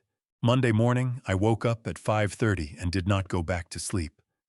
I lay in the dark for about 10 minutes, listening to the neighborhood come to life outside a garbage truck, working its way down the block, the couple 3 houses down, who always argued in Spanish at 6 a.m., the distant grinding of the freeway that had been the background noise of my entire adult life. Then I got up, made coffee, and sat at the kitchen table with a legal pad and a pen in my left hand. My right arm was still in the cast. My handwriting with my left hand looked like a first grader's, slow and crooked and determined. But every word was clear. I wrote a list. The first item, the supplementary credit card I had added Emily to my account 12 years ago, when she and Ryan were just starting out, and I wanted her to have a safety net. She had used it maybe 4 times total in the first decade. In the last 2 years, the statements showed charges I recognized as Ryan's Preferences, a golf equipment store in Burbank, a restaurant in West Hollywood that ran $200 a plate. The second item, the automatic quarterly transfer I had set up in 2022 to cover Mason's tuition at the Los Feliz private school. $3,200 every quarter, scheduled to go out the 1st of January, April, July, and October. The third item, Emily's name on my life insurance policy as secondary beneficiary, a position that would have given her a significant payout with no conditions attached, and which Ryan as her spouse would have had legal access to. I looked at the list. I thought about Gerald Hoffman, 71 years old, sitting alone after Linda Miller's family paid him into silence. I thought about Mason on the front porch, asking why the ambulance was there.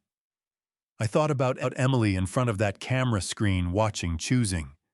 Then I picked up my phone and called David. I want to restructure everything financial today, I said when he answered. Walk me through it. I've been waiting for this call, David said, and I could hear him pulling up files on his end. First and most important, the education trust for Mason. Instead of canceling the tuition payments outright, we redirect them. We set up an irrevocable education trust that's a separate legal account specifically designated for educational expenses, controlled by a trustee, not by Emily or Ryan. The money goes directly from the trust to the school, bypassing them completely. Mason keeps his education. Ryan can't touch a dollar of it. Do it, I said. Second, the credit card. As the primary account holder, you have the absolute legal right to remove any authorized user at any time for any reason without notice. One call to the bank. I'll go in person, I said. Third, the life insurance beneficiary change. You can update that directly with the insurance company. I'd recommend naming me as executor of your estate for the interim until we finalize the new will. He paused. Speaking of which, can you come to my office Wednesday? I want you to see the draft before we file anything. Wednesday. I confirmed. I was at the Wells Fargo branch on Cesar Chavez by 9:15. The branch manager was a man named Patterson, who had handled my accounts for 6 years and who shook my left hand carefully when he saw the cast and did not ask what happened, which I appreciated. I need to remove an authorized user from my primary account, I told him, and I need to cancel all scheduled automatic transfers associated with that account. Patterson pulled up my file. His face stayed professionally neutral as he worked through it. The credit card removal processed in 4 minutes. The automatic transfers canceled one by one while I watched the screen. Each cancellation felt like setting down a weight I hadn't realized I'd been carrying so long. My back had stopped registering the strain.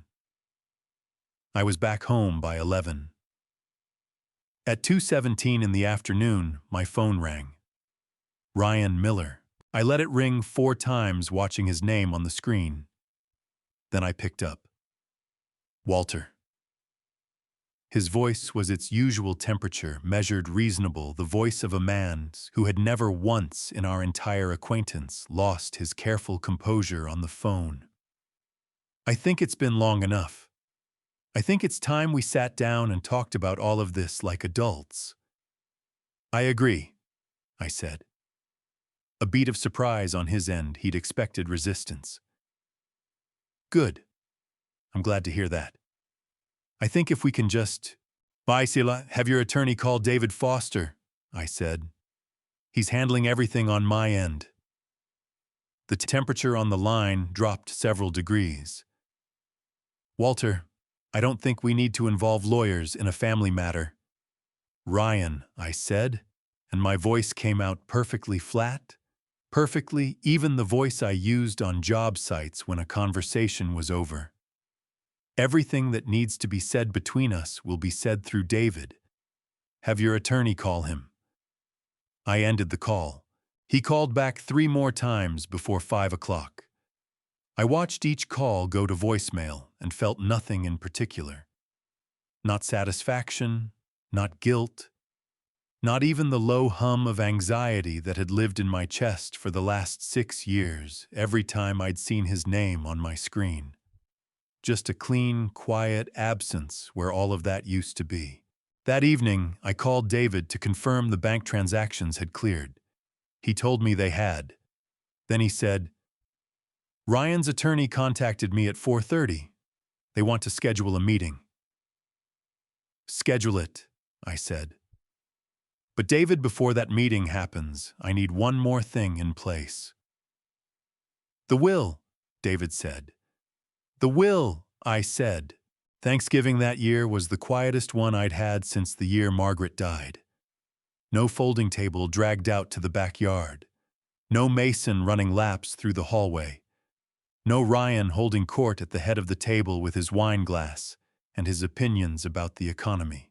No Linda sitting at the far end like a woman who had decided years ago that everyone else in the room was beneath her and was simply waiting for them to figure it out. Just me, Sarah, and a roast chicken from the Filipino place on Cesar Chavez that she'd picked up on her way over, along with a container of garlic rice and one of those small pumpkin pies from the bakery 2 doors down. We ate at my kitchen table with the overhead light on because neither of us had remembered to buy candles, and it was honestly the most honest meal I'd had in years. "This is better than last year," Sarah said, pulling a piece of chicken off the bone with her fingers the way she always did when she thought nobody was watching. Ryan gave that whole speech about gratitude for 20 minutes and then ate 3 plates of food without helping clean up once. "He did give long speeches," I said. Walter." She pointed the chicken bone at me. "That man could talk about himself for 45 minutes and make it sound like he was talking about you. It was a gift, honestly. A terrible gift." I laughed, a real one, the kind that surprised me coming out. It felt strange in my chest, like a room that hadn't been opened in a while suddenly getting air. We talked about Margaret for a while, the Thanksgivings from 20 years ago, when Emily was in high school, and Margaret would start cooking at 6 in the morning and refuse all help until exactly noon, at which point she would accept assistance with the efficiency of a military commander deploying reinforcements. Sarah told a story I hadn't heard before, about a year when the oven broke at 2 in the afternoon, and Margaret had finished the turkey in Sarah's oven next door, carrying it across the driveway in her good oven mitts with the focused expression of a surgeon mid-procedure. "She never even raised her voice," Sarah said, and her eyes went soft and warm and a little wet at the corners. "Just adapted, just kept going." "That was Margaret," I said, and my throat tightened in the good way. The way that meant the memory was intact, still alive, not just loss.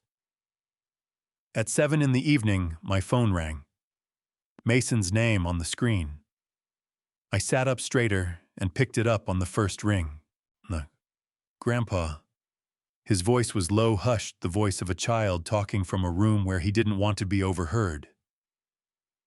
"Are you having Thanksgiving by yourself?" My chest squeezed so hard I had to press my left fist against it. "No, buddy," I said, keeping my voice easy. "Sarah's here. We had chicken and pie." He exhaled a genuine relieved breath like he'd been holding it. "Good," he said. "I was worried about you. 8 years old. Worried about me. How's your dinner?" I asked. A pause. "Grandma Linda is here," he said, with the particular careful neutrality children use when they've been told not to say what they actually think. "Dad and Mom are being really weird." "Weird how?" I asked gently. "Like they keep going into the kitchen to talk and then coming back out and pretending everything's fine." His voice dropped even lower. "Are you and Mom fighting?" My heart cracked straight down the middle. I breathed through it. "Grown-ups have disagreements sometimes," I said. "That's not anything for you to carry, Mason. That's not your weight to hold, you hear me? But are you okay?" He pressed, and his voice wobbled on the last word in a way that made Sarah look up from her pie sharply. "I am absolutely okay," I said, and I meant it in a way I hadn't expected to. "I have Sarah here. I have good food, and I have a grandson who called to check on me on Thanksgiving. That's a pretty good night." He was quiet for a moment. Then softly, "I miss you, Grandpa." "I miss you too, buddy," I said, and my voice only broke on the last syllable, barely just enough for me to feel it. "I love you very much." "Love you too."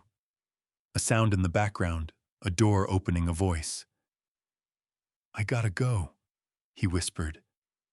"Don't tell Mom I called." "Go," I said. "I've got you." He hung up.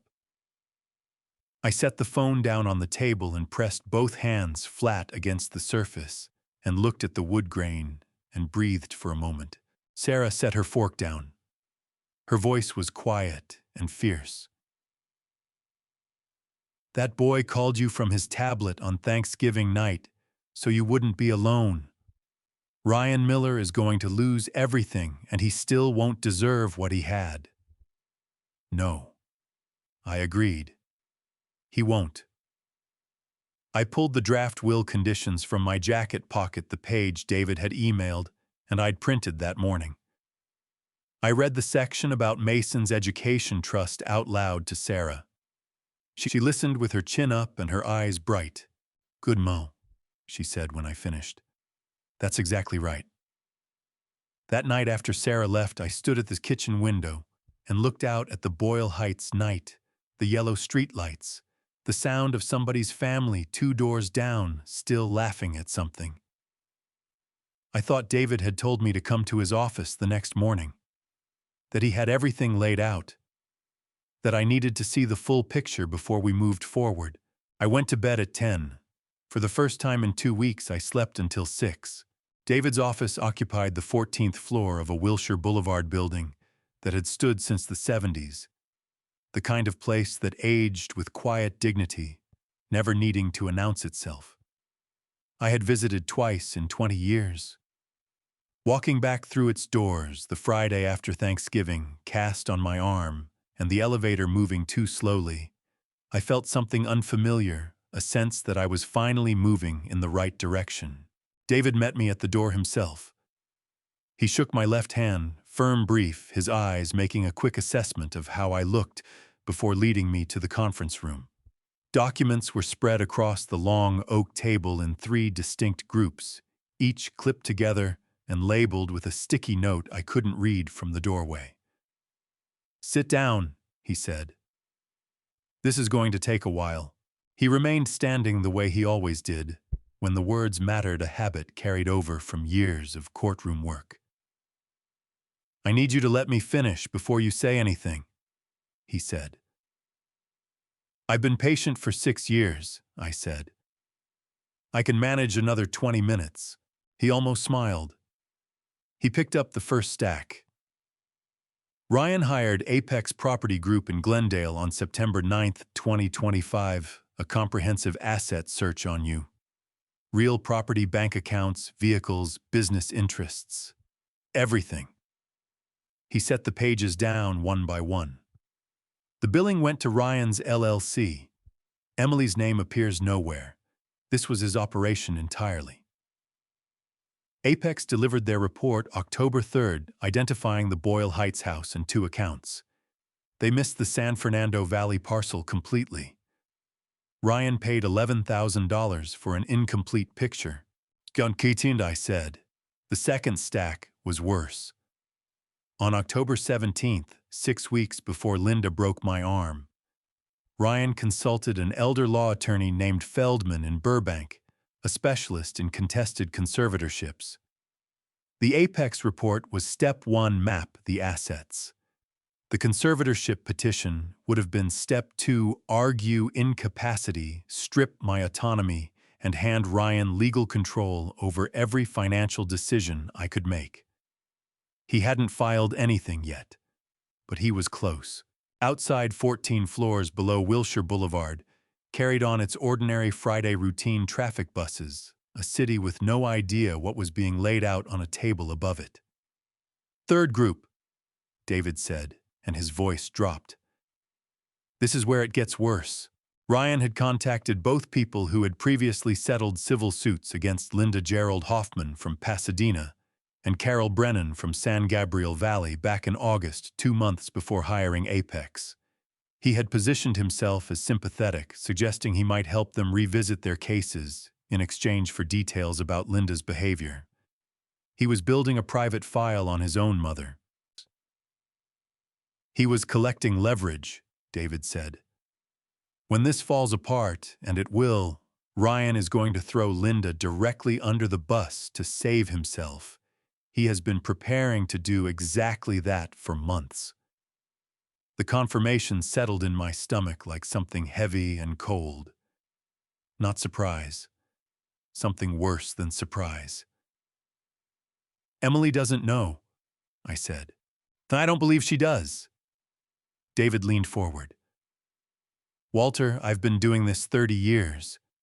What Ryan has been building around your family, the financial investigation, the conservatorship, groundwork, the network of silenced people, this is not impulsive. This is a man running a long game. Emily married someone she doesn't fully know. I want to tell her myself, I said. Face to face, after the land sale is done, after the will is signed, after everything that belongs to me is safe. David nodded. Then he slid one final page across the table. I read it. Set it down. He was going to use Mason, I said, as a character witness for your alleged incompetence. David confirmed quietly. An 8-year-old boy. I pressed my left hand flat on the table and held it there. Then I looked up. Let's finish the will, I said. Today, the cast came off on a Tuesday. Dr. Ellison unwrapped it in his office on Beverly Boulevard, checked the x-rays, pressed 2 fingers along the healed radius, and asked me to make a fist. I made one. Slowly, stiffly, the way a door opens that hasn't been opened in a while, but it opened. Full function should return in another 3 to 4 weeks with light use, he said. Any pain with that grip? Some, I said. Nothing I can't work with. He gave me a removable brace and told me to wear it for 2 more weeks. I wore it to the notary's office in the San Fernando Valley the following morning. The escrow company was on a quiet street in Van Nuys, the kind of office with vertical blinds and a waiting room chair that had seen better decades. David was already there when I arrived, briefcase on the table, 2 copies of the purchase agreement laid out side by side with yellow tabs marking every signature line. The buyer's representative, a woman named Karen from the Orange County Development Group, shook my right hand, carefully noticing the brace. Thank you for moving forward with this, Mr. Hayes, she said. We've been hoping you'd be ready. I'm ready, I said. I sat down and read every page. David had reviewed it 3 times already, but I read it myself. 42 years of construction work had taught me that you sign nothing you haven't read with your own eyes. It took 25 minutes. Then I picked up the pen, $2.3 million. My parents' $11,000 parcel of dry valley grass held for 38 years, signed over on a Wednesday morning in early December by a 68-year-old man with a brace on his wrist, and nobody in the room who knew what it had cost him to keep it safe this long. My hand didn't shake. I was proud of that. Congratulations, Mr. Hayes, the notary said, pressing her seal. I looked at David across the table. He gave me one firm nod, the David Foster version of a standing ovation. We drove directly to his Wilshire office after that. The will was waiting, already drafted, already reviewed, already exactly what I wanted it to be. David read each section aloud before I signed it. The section for Emily full inheritance conditional on 12 documented sessions with an independent licensed family therapist, and a signed personal statement acknowledging the events of November 15, 2025. Not punishment. The condition of a man who wanted his daughter to receive what was hers as a free person, not as someone still being managed. The section for Mason, an irrevocable education trust, funded separately, dispersed directly to accredited institutions. Ryan Miller's name did not appear on a single line. The section where Ryan's name would have appeared blank. With one typed line beneath it, he was never really family. He was someone who rented the role. David looked up from that last page. You sure about that language? Every word I said, I signed. The notary sealed it.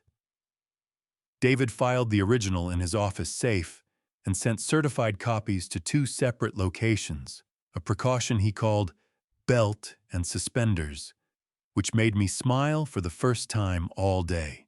Sarah was waiting in the parking structure when I came down. She took one look at my face and said, "Done, done," I said. She grabbed my left arm with both hands and squeezed so hard, I felt it all the way to my shoulder. And her eyes went bright and wet, and she said fiercely, "Margaret would be so proud of you." My throat closed completely. I nodded because it was all I could manage. On the drive home on the 101, the late afternoon sun was hitting the valley at that low December angle that turns everything gold and a little melancholy all at once. I watched the hills go by and thought about my father's handwriting on a transfer document from 1987. Thought about $11,000 and 38 years and a folder in a desk drawer that had been waiting for exactly this moment. That evening, Emily called. I picked up on the second ring.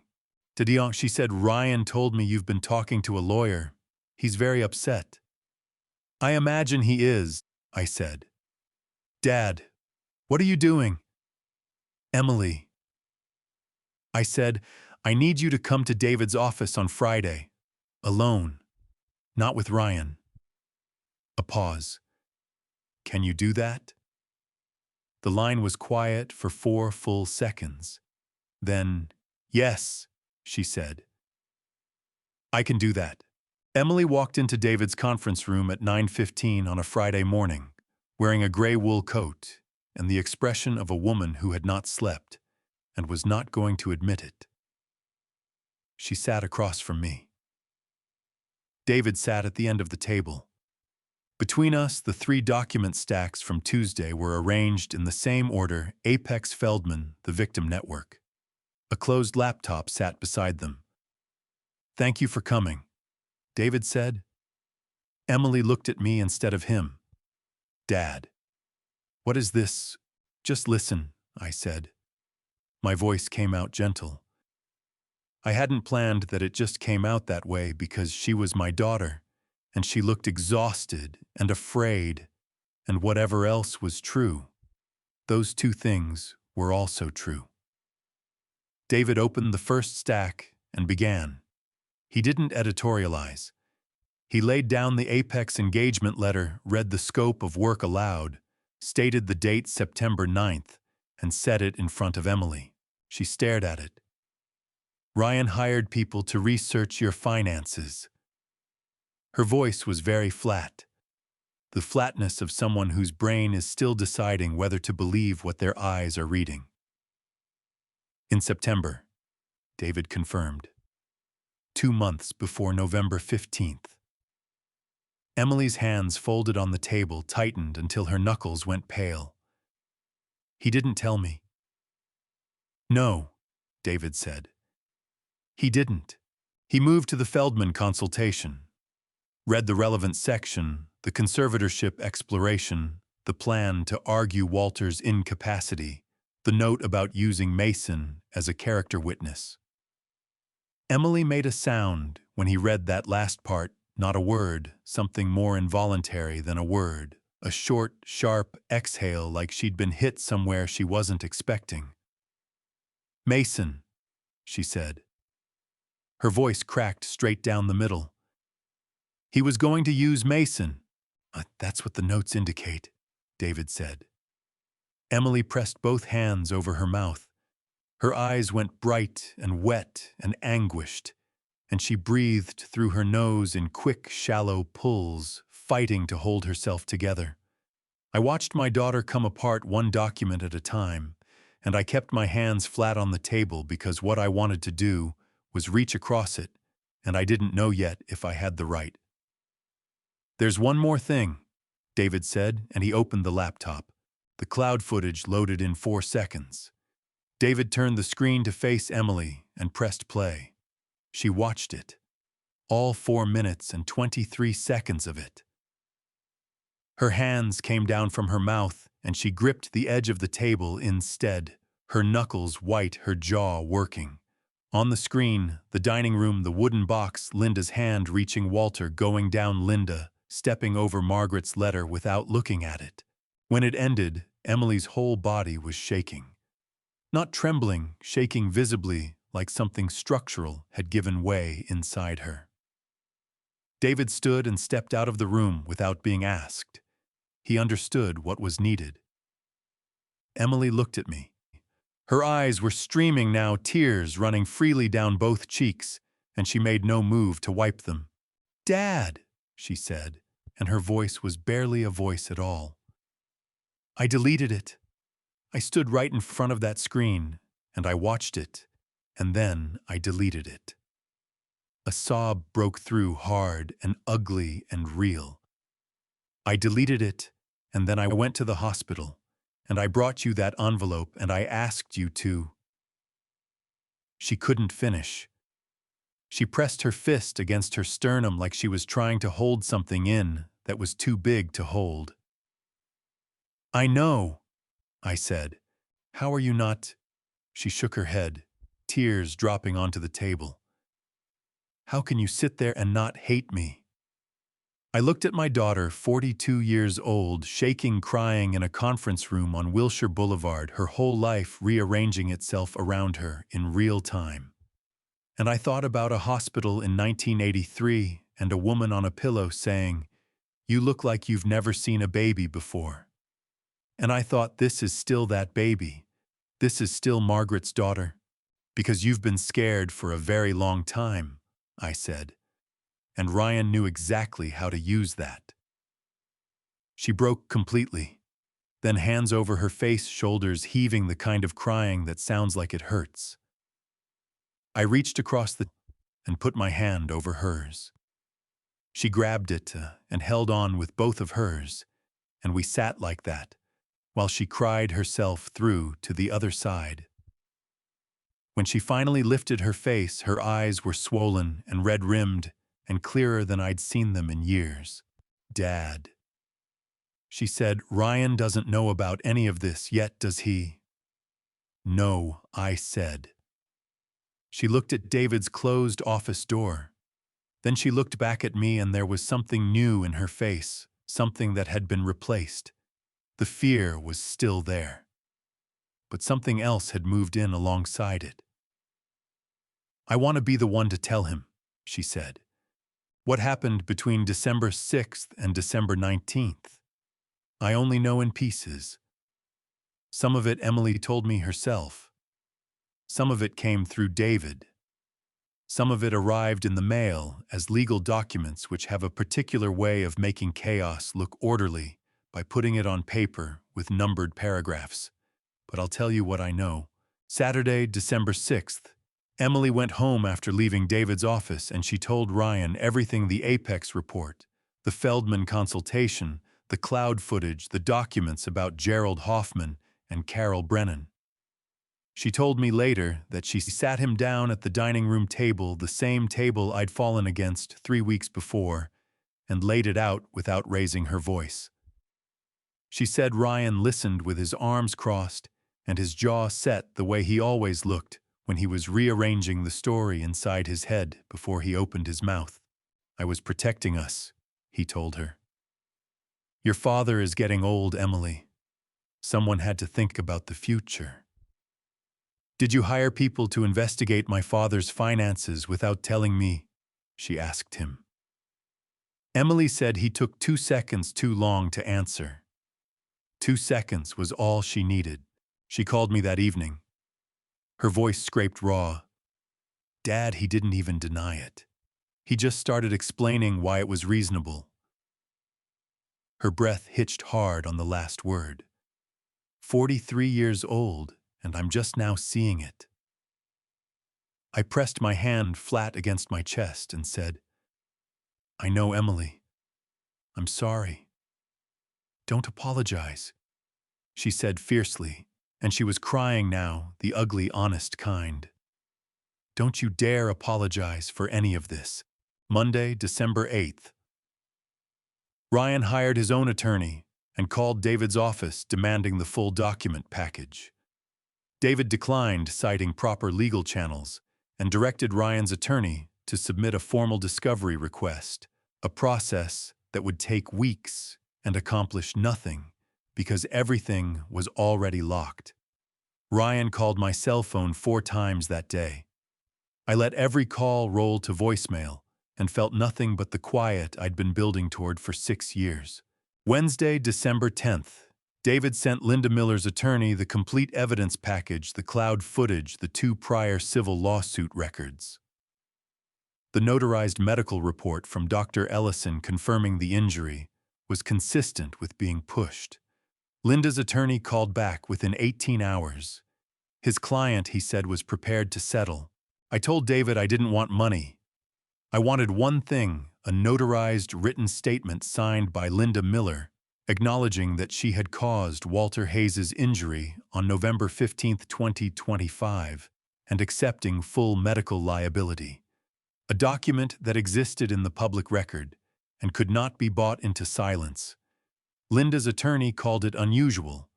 I called it non-negotiable. She signed it December 12th, Thursday, December 11th. The same day Linda signed, Ryan's attorney called David and stated in writing that Ryan Miller had no involvement in Linda Miller's actions and bore no responsibility for the events of November 15th. He threw his own mother-in-law under the bus in a legal memo before the ink on her statement was dry. Emily called me that evening, her voice so tired it barely had edges. He threw Linda away, Dad. She's 70 years old and he wrote her off in a letter. I know, I said. I didn't know who I was married to, she said, and she wasn't crying this time. She was past crying. She sounded like someone standing very still in the middle of a storm getting their bearings. Dad, I asked him to leave. My chest tightened and ached all at once. Are you and Mason okay? We're figuring it out, she said. We're going to be okay. December 15th through 19th, the rest collapsed on its own weight. Apex Property Group, when named in David's legal correspondence, terminated their relationship with Ryan and refunded his fee to avoid association with the case. Ryan's attorney from Burbank withdrew from the conservatorship matter without explanation. 3 business contacts of Ryan's men he'd worked with on deals over the years declined meetings when word moved quietly through the professional community, the way word does in a city where everyone knows someone who knows someone. David called me December 19th. Walter, it's done. The liability document is signed and recorded. The will is filed. The land sale is closed and recorded. Ryan has no legal standing to challenge anything you own. I was sitting in my kitchen in Boyle Heights with cold coffee and the overhead light on. David, I said, thank you. Don't thank me, he said, and he sounded genuinely moved, which David Foster almost never did. You did this. I just carried the briefcase. They arrived at 4 in the afternoon on the last day of 2025. I heard Mason before I saw him, his sneakers on the porch steps 2 at a time, the way he always took stairs.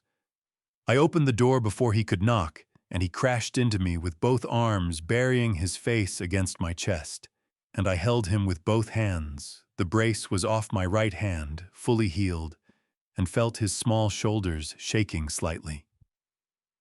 I missed you so much, Grandpa. He mumbled into my shirt. I missed you too, buddy, I said, and my throat burned all the way up. More than you know. He pulled back and thrust a folded piece of paper at me with both hands, his face urgent and earnest. I made you something. I unfolded it carefully. A pencil drawing 2 figures beside a lake, one tall and one small, fishing rods in hand, an enormous lopsided sun overhead. In the bottom corner, in handwriting that was trying very hard to be neat, I miss fishing with you, Grandpa. Please don't go away. My chest cracked open so completely that I had to press my lips together and look at the ceiling for a moment. Then I folded the drawing with both hands, slow and deliberate, and placed it in my shirt pocket directly over my heart. That stays with me, I told him. His face broke into the widest, most relieved grin I had seen in months. Emily came in behind him. She looked thinner than she had 2 weeks ago, and there were shadows under her eyes that hadn't been there a year ago. But she was standing straight, and when she looked at me, her eyes were clear. "Dad," she said. Her voice wobbled on the single syllable. "I don't have a speech. I need you to know that I understand what I did. All of it. The envelope. The camera. All of it." Her chin trembled violently, and she pressed on anyway, the way Margaret used to press on through the hard parts. "I chose wrong every single time it mattered, and I am so sorry. I am so deeply sorry." I let her finish. Then I said, "I forgive you, Emily. I mean every word of that." She exhaled a long, shuddering breath, like she'd been holding it for weeks. "But I need you to understand something," I said. "Forgiving you doesn't mean going back to the way things were. I spent years making myself smaller so everyone around me could be comfortable. That's done now." "I know," she said, and she didn't argue, didn't negotiate, just nodded with her eyes full. "I know, Dad." I walked to the shelf and took down the wooden box, opened the latch, lifted out the black and white photograph, Margaret on the hospital pillow, exhausted, and radiant me beside her, holding Emily the day she came into the world. I held it out. "I was bringing you this the day everything happened," I said. "It still belongs with you." Emily took it with both hands. She looked at it for a long moment, her mother's face young and alive and laughing, and a tear ran down her cheek and dropped onto the edge of the photograph. She didn't wipe it away. Mason called from the backyard. "Grandpa, there's a really big leaf out here." We both looked toward the back door. Emily let out a sound that was half laugh and half sob, and I felt the corner of my mouth lift in spite of everything. "Go show him the yard," I told her. "I'll make coffee." She went. I stood alone in the living room for a moment, the wooden box in my hands. I put Margaret's letter back inside, closed the latch, and set it on the shelf where it belonged. Outside, I could hear Mason explaining the leaf to his mother with great enthusiasm. Emily was laughing, a real laugh, unguarded, the one she got from Margaret. I went to make coffee. The last light of 2025 was falling gold across my kitchen floor in Boyle Heights, and I was still here, and that felt like enough. Looking back on everything that happened, the broken arm, the envelope, the wooden box on Linda Miller's floor, I keep coming back to one thing I did wrong for a very long time. I confused keeping the peace with keeping my dignity. Those are not the same thing. I paid bills, fixed pipes, wrote checks, and told myself that was love. But love without boundaries isn't love. It's an open door that anyone with bad intentions will eventually walk through. If you are listening to this, and you recognize yourself in my story, if you are the one who always shows up, always gives, always absorbs the cost, so everyone else stays comfortable, please don't wait as long as I did. Don't let someone rent the role of family while you pay the full price of the real thing. You are not a utility. You are a person, and the people who truly love you will never need to be reminded of that. I am not a bitter man. I believe, and I say this with full sincerity, that God put Sarah in the house next door for a reason, put David on the other end of that phone line for a reason, and put Mason in that hallway on November 15th for a reason. Some things that look like accidents are actually arrangements. These are the family drama revenge stories nobody plans to live through. But when life writes you into one, you have a choice: shrink or stand. I chose late. But I chose. If this story of Family Stories Revenge reached something in you, if it made you think about a door you've been afraid to close, a boundary you've been afraid to draw, I'd love to hear your thoughts in the comments below. Share this with someone who needs to hear it. And if you haven't already subscribed to this channel, the stories here are told by people who survived them, and there are more coming. Every story of family drama revenge you'll hear on this channel carries the same truth underneath. You cannot pour from an empty cup, and you cannot protect someone else if you have already given yourself away. Thank you genuinely and from the bottom of my heart for staying with me until the very end of this story.